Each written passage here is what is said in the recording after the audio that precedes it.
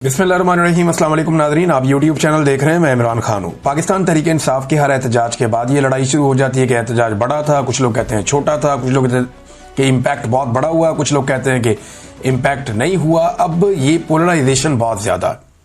कुछ लोग जो है वो कोशिश करते हैं खाली सड़कें दिखाएं और कुछ लोग दिखाते हैं कि जी एहतजाज हो रहा है और लोग निकलें और लोग जोर लगा रहे हैं। लेकिन ये बाकी पॉलिटिकल पार्टीज के साथ नहीं होता। क्यों नहीं होता? वजह यह है कि वो पॉलिटिकल एक्टिविटी करते ही नहीं है।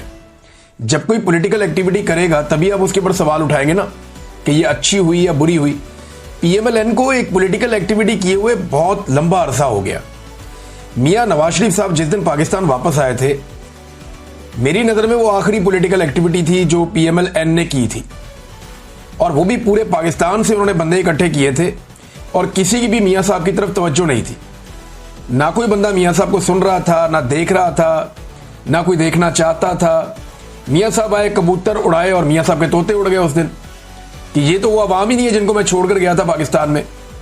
मियां साहब के पाकिस्तान से डील करके बाहर जाने और वापस आने के बीच में पाकिस्तान बहुत ज़्यादा बदल गया था। लेकिन मियां साहब को जब पता चला कि कादी फायद ईसा साहब आ गए हैं और अब बात बन गई है, तो वो इस चक्कर में वापस आ गए। लेकिन उनके पल्ले कख नहीं बचा। पीपल्स पार्टी भी डिस्कस नहीं होती। फजल रहमान साहब के अपने मदारिस की एक स्ट्रेंथ है, वो ले आते हैं, वो भी डिस्कस नहीं होते।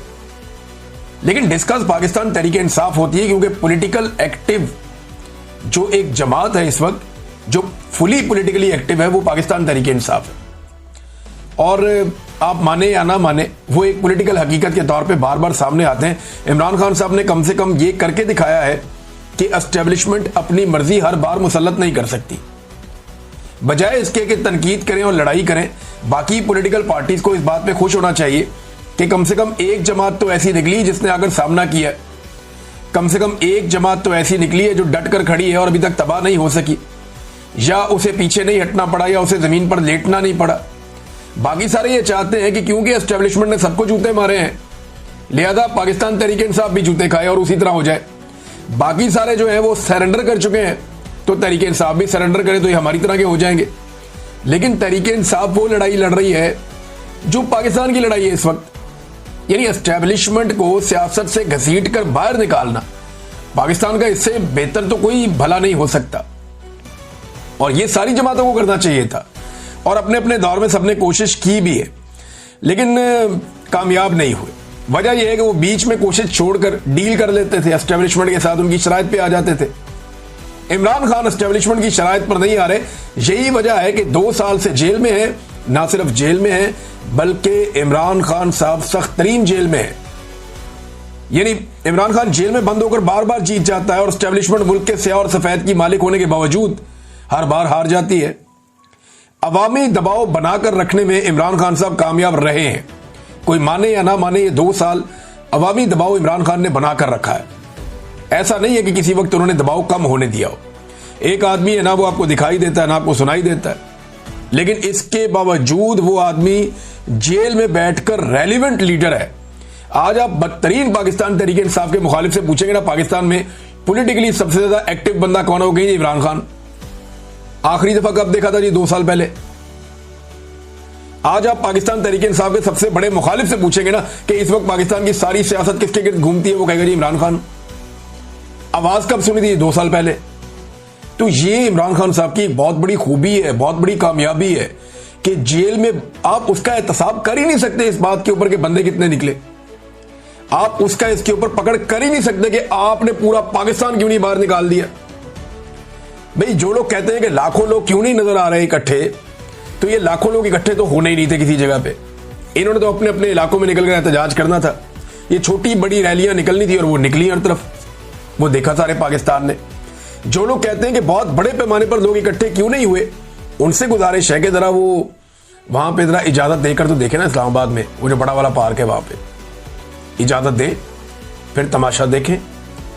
जरा माहौल खोलें ना 2 दिन के लिए कि जनाब 2-4 दिन कोई पकड़ दकड़ नहीं होगी। पाकिस्तान तहरीक इंसाफ को खुली इजाजत है, वो यहां पे आके जलसा कर लें डी चौक में, या वो पार्क के अंदर कर लें, तो आप देख लें दूध का दूध पानी का पानी हो जाएगा। लियाकत बाग रावलपिंडी में इजाजत दे दें उन्हें, फैसलाबाद के घंटाघर चौक में उनको इजाजत दे दें, गुजरावाला का जो बड़ा मशहूर एक पार्क है वहां पे इजाजत दे दे। या चले मीनारे पाकिस्तान लाहौर में इजाजत दे दे पाकिस्तान तहरीक इंसाफ को। और उन्होंने ये सारी इजाजतें मांगी हैं, बार बार मांगी हैं पाकिस्तान तहरीक इंसाफ ने, उन्हें इजाजत दी नहीं जाती, जो कानूनी इजाजत है वो दी जाती है। अच्छा, एक अखबार है उसको बार बार लोग पेस्ट कर देते हैं उठाकर, जब इमरान खान ने कहा था कि जो जलसे के लिए सामान मुहैया करेगा उनका सामान जब्त कर लिया जाएगा। ये इमरान खान ने कोई पॉलिटिकल जलसे रोकने के लिए नहीं कहा था। ये जब कोरोना वायरस फैल गया था तब ये एडवाइजरी आई थी कि लोगों को इकट्ठा ना किया जाए, और जलसे के अंदर लोग इकट्ठे होते हैं। तो तब इमरान खान साहब ने कहा था कि जो टेंट सर्विस वाले ये सामान मुहैया करेंगे उनका सामान हम जब्त करवा देंगे, क्योंकि वायरस फैल रहा है कोरोना वायरस की वजह से।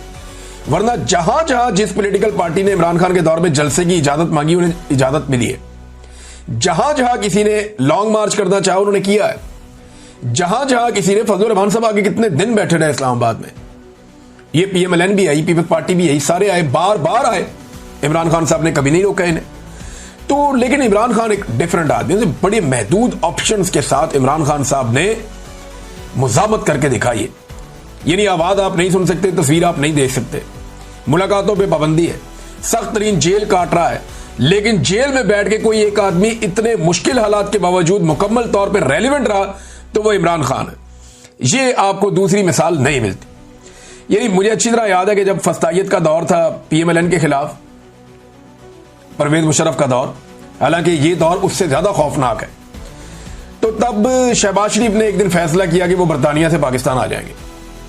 इन्होंने पाकिस्तान आने का फैसला किया और पूरे पाकिस्तान के अंदर जनाब हम कैंपेन चलाएंगे, बहुत पैसा खर्च किया, बड़े लोगों को इन्होंने कहा, सारी पार्टी को इन्होंने मोटिवेट किया। तो कहीं कोई बंदा ही नजर नहीं आया सारा दिन।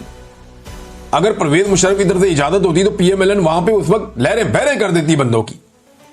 लेकिन पाकिस्तान तहरीक इंसाफ उससे ज्यादा मुश्किल हालात में उससे अच्छा परफॉर्म कर रही है, यह सबको मानना पड़ेगा। जब शहबाज शरीफ वजीर आला पंजाब था और नवाज शरीफ साहब अपनी बेटी के साथ एयरपोर्ट आ रहे थे तो उन्हें रिसीव करने जाना था, यह मियां साहब का हुक्म था। और मैंने टीवी पे बैठ के उस दिन कहा था कि शहबाज शरीफ किसी सूरत भी कंटोनमेंट में दाखिल नहीं होगा।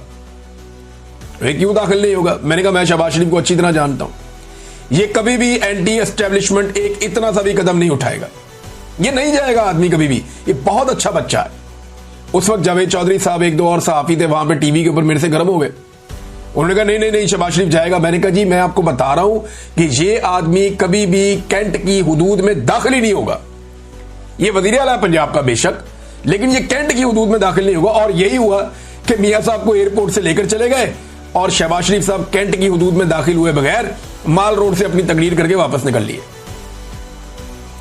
एग्जैक्टली शहबाज शरीफ साहब ने उस दिन वही किया जो गंडापुर साहब करते हैं आजकल।